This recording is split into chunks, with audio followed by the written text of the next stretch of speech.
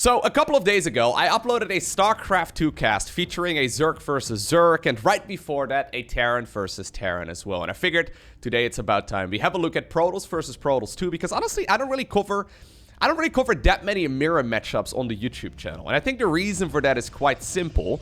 While TVT, ZVZ, and Protoss versus Protoss, PvP, they can all be absolutely fantastic. They could also be over very quickly in the earlier stages of the game. So since both players are making the same exact units, right? Say, for example, in PvP, you lose your very first Stalker. The odds of your opponent just attack moving towards the other side and then winning are rather big, right? Now, obviously, there are shield batteries in this matchup, so we do see quite a lot of macro-focused PvPs, but there's no denying that the mirror matchups in StarCraft 2 can be over very rapidly. Now, the one advantage that I have when it comes to casting for the YouTube channel, rather than casting live, obviously. Well, I cast live as well, but one of the advantages on YouTube is that I can pick and choose what I actually want to upload. So if you're watching this, it turned out to be a great match. Anyways, so spawning here in the top left-hand corner of Romanticide and playing with the red Protoss probes, we have none other than Zest, one of the very best Protoss players on the planet. And the same can be said for his opponent, likewise also from South Korea. Playing here with the blue Protoss probes in the opposite corner, we have Trap. Alright, so let's find out. Now we are on Romanticide. Romanticide in a way kind of reminds me of, for example, Death Aura that we had in the last couple of seasons of the game. I mean, I don't think this map really requires any additional introduction, but basically there's this big ramp right over here, and as long as you take control of that one, you can expand relatively easily towards a natural as well as a third expansion, and eventually either a fourth on this low ground or on the one horizontal from your main base. So usually this map, I mean, you can't really go for really killer timing attacks as easily because your opponent, I mean, say for example, you want to go for like a killer attack through this center. Shield batteries that are set up right over here, for example, will aid both the third as well as the natural one. And if then you decide to go all the way around, I mean, time is precious in a game of StarCraft, man. If you give your opponent a couple more rounds of warpins, it is much easier to defend. Anyways, so wouldn't be surprised at all if this is going to be a bit more of a macro-focused game. And it's actually been a little while since I've covered one of those on the channel, so let's find out. So far you can see it's basically identical. Both players being a bit of a nuisance here as well, yep. So Trap decides to complete the wall off right here for Zest. Pops down a pylon over here. He needs to be addressing that very soon, and the same actually apparently is going on the other side of the map. Zest has decided to plant down a pylon inside of, well, the natural expansion where the Nexus would be. So a bit of a gentleman's agreement that we're not going to expand too quickly, but we're still going to expand regardless. Although Trap actually... Okay, he decides to queue up a couple more units here instead and also goes for the Stargate. Alright, so a small little deviation here. Zest going for a slightly more economical opener, focusing on a ton of sentries here early on. Whereas on the other side of the map, we have more of a tech-focused approach. One big change that they made to this matchup quite some time ago at this point, but it really is super significant, is the reduction to the hallucination energy. So the scouting phoenixes, yeah, you can see right there another one going across the map as well. These are hallucinated phoenixes, which obviously these sentries can produce. And these are actually super critical because they allow you to scout out exactly what's going on. So once upon a time, the energy requirement was significantly more expensive, and right now you can see right here the Trap just scouted perfectly what's going on, and the same can be said right now for Zest. So he sees that it's going to be an Oracle first here from his opponent. Twilight Council already was coming up though, Fort right here too. He'll likely go for the Blink upgrade here very shortly. He will just need to defend. Well, don't take too much damage. He actually decides to commit right now. Okay, one shot to one of those, or I guess two shots to one of those sentries, and the third one may very well end up going down as well. Oof. 3 sentries at the cost of 1 adept. That is well worth it. So sentries are very expensive units. They're 100 gas each.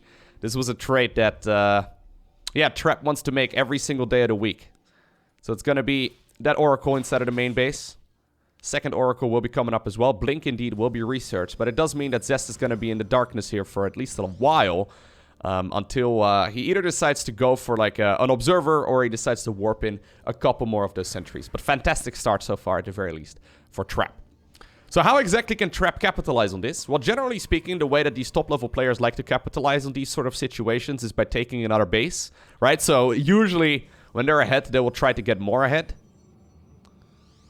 Once again, the Adepts. Ooh. That's very close. I think he could have actually gone into the base if he really wanted to. Adepts decide to commit in a natural expansion together right here with the Oracles. So he's trying to grab a couple of worker kills right now. Those probes are getting Yeah, one shot right there by 2 adepts. So this is a fantastic start right here for Trap. Really good. So 6 probe kills here in total, losing these adepts, but these adepts obviously don't really serve much of a purpose later on.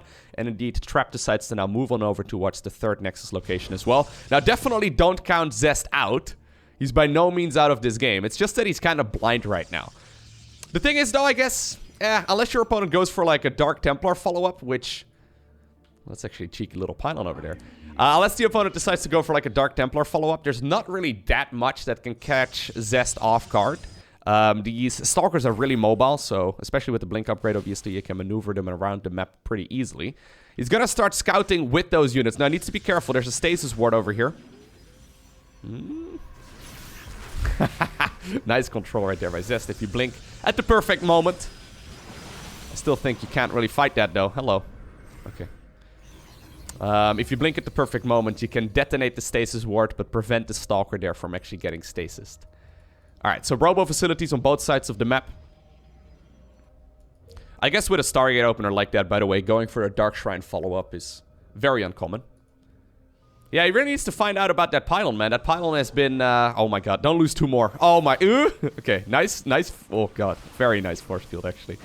Don't lose 2 more sentries is what I was gonna say. Okay, this time around that defense was... well, I was gonna say perfect. Very close to perfect, anyway. Now this could be good. Decides to go for the Revelation first just to see what's going on over here. Sadly, that disc cost him a little bit of energy there, so those oracles don't get a whole lot of damage done. But so far, at the very least, it is Trap in the driver's seat of this game.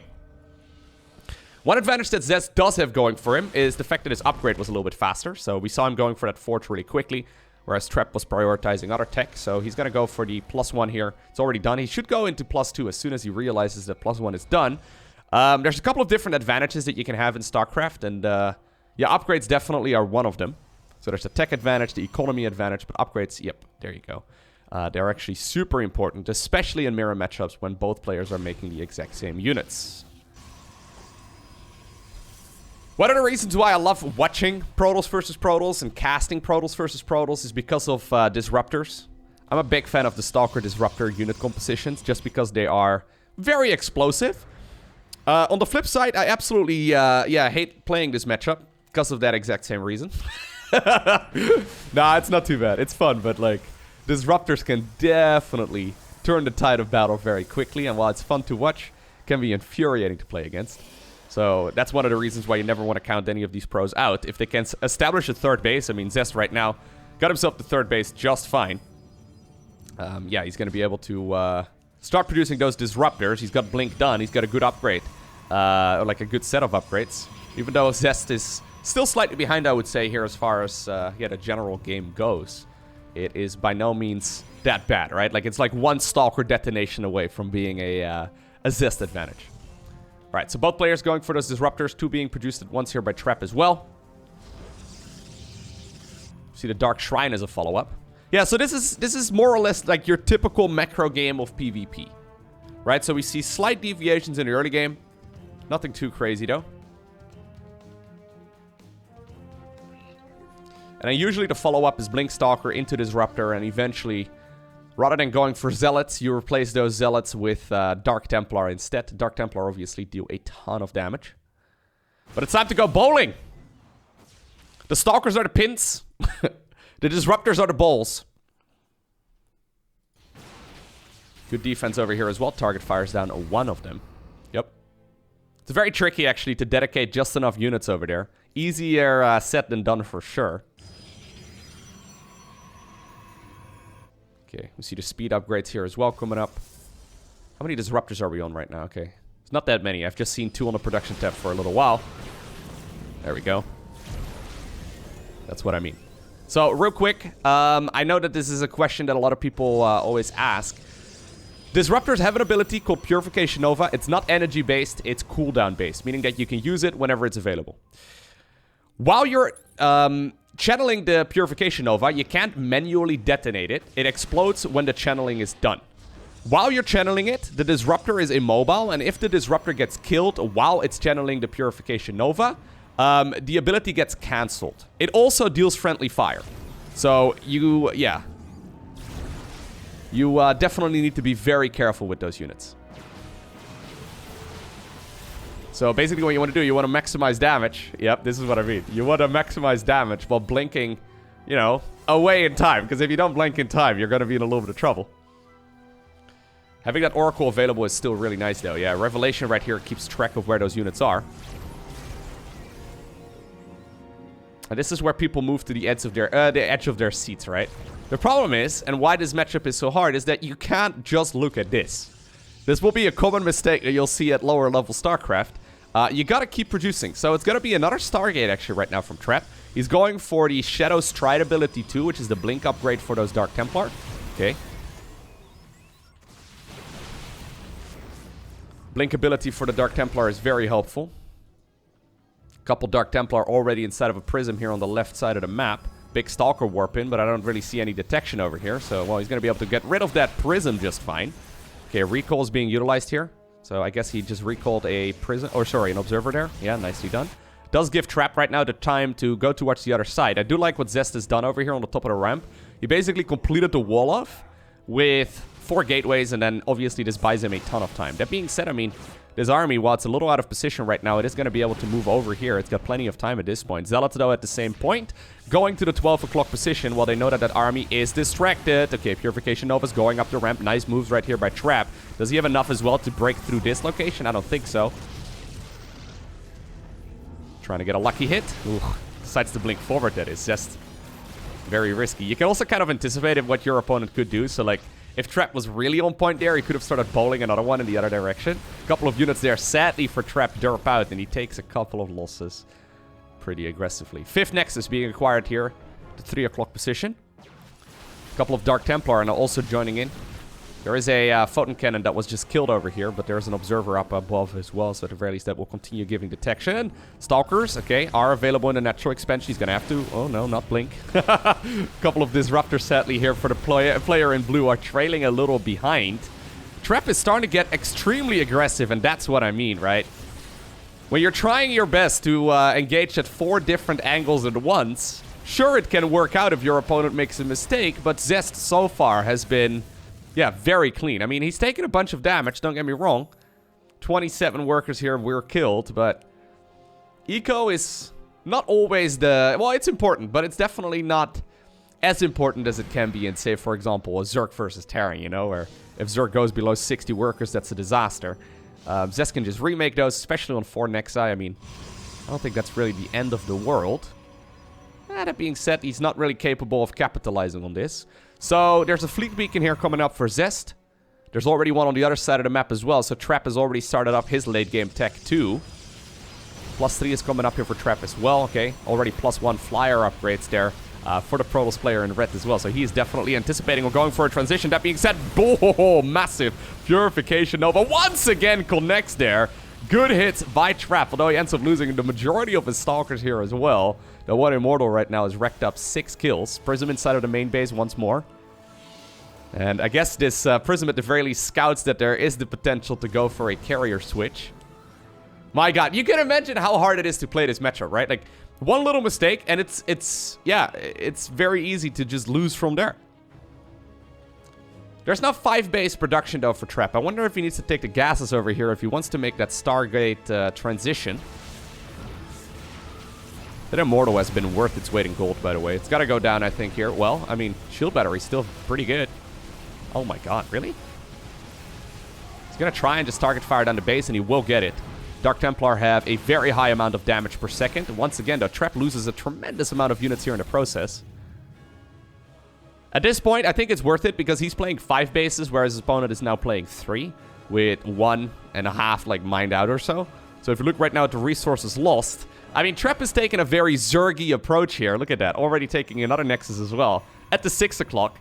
But he's taking a very Zergy approach where he's basically just trying to trade inefficiently while macroing and mining more than his opponent. Okay, so Tempest transition, whereas carriers are being made on the other side of the map. One thing to note, though, and I don't want to really... forget about this, is that there's already good upgrades here for Zest. So he's already started up +1 way before he actually started producing any carriers. Which once again benefits those interceptor ships a lot. Disruptor comes bowling in from the back. couple Dark Templar move over to the third base. They're going to be able to target fire down that one photon cannon, and with that, the detection is gone. Okay, there you go. Yeah, the DPS on these things is nuts. Should be able to have the Shadow Stride ability available again in like 5 seconds, so maybe he can get out, and I think he will. Prism inside of the main base here being obnoxious as well. Man, Trap. Trap is so good in this matchup, it's nuts. Zest is holding on, though. And ultimately, I mean, look at this. 96 workers actually for Trap. Ultimately, Zest's army is going to be stronger. He's got better upgrades. And I mean, he's been producing Stargate units for a little while longer. Plus, he doesn't have like, you know, 25-ish, a little bit more. Never do math in a video. But he doesn't have that much supply caught up in workers, right? If you're going to max out, I don't think that this is actually going to be the end of the world for him. Look at that. The carriers are out. Okay, I'm glad I'm casting this game. This may actually give the illusion to some of you that this is what every single Protoss versus Protoss looks like at the pro level. No. Which may be a downside, but I don't mind it. Okay, he's seen the carriers right now. Tempests are available, though. Tempests have a ton of range when it comes to air-to-air combat. Okay, Revelation will no longer be available after this. So in order to let those Tempests shoot at their maximum range, you do need to also actually have that Oracle available, right? Because without it, you can't really tag the carriers. Zest finally is on the prowl right now, man. He's been behind for the majority of the game. Once again, forced to warp in a ton of units at home because the Zealots and the Dark Templar are available. Battery Overcharge being utilized there as well. Dark Templar sneak into the main base. A couple of units over at the third base were cleaned up, but I think the real tension should be over here. Yeah, Zest's army is looking very strong. Those Tempests, I mean, they're dealing damage, but without the range that they can utilize, I mean, they're not nearly as good. Fourth low ground base here will be killed. Recall over towards the right side. Okay, that's apparently the Dark Templar, I think, that may have been inside of the main base. Zest doesn't have a lot of mining going on anymore, but at this point, it doesn't seem like he cares! Oh, God, okay. He almost lost all of the disruptors there. It was very close. Okay, Trap, you really need to start min-maxing those Tempests a little bit more. Because without them, I mean, you're going to be in a lot of trouble right now. Ooh, we have the Red Protoss players also on top of some of the production. Okay, here we go. Stalkers managed to get underneath. They're trying to target fire down a couple of those interceptors. Tempest, though, target firing here as well as he can, but he's not really doing that fantastic of a job on the Tempest here. At this point, Zest manages to get, oh my God, underneath all of the units. And despite being behind, I mean, ever since he lost those first couple of sentries, right? He managed to stay alive just barely. Eventually, he maxed out on a very strong army, and then Trap made a few small errors. I think losing that Oracle and not being able to utilize those Tempests very much at all, and then not target firing down the actual carriers here at the end also really does not help. I mean, those Stalkers and even the Tempests, they were busy dealing with the interceptors rather than the carrier ships themselves, and well, it turned out to be a bit of a disaster. I hope you enjoyed watching this video. If you did, hit that like button down below. If you want to see more, make sure you hit that subscribe button. And if you want to watch more of my videos that aren't StarCraft 2, you can check out my second YouTube channel. Currently, my Dark Souls 2 playthrough is going up over there. That's youtube.com/morelowko. But for now, thanks for watching. Have an awesome day. Don't forget to smile, and I'll see you once again in the next one.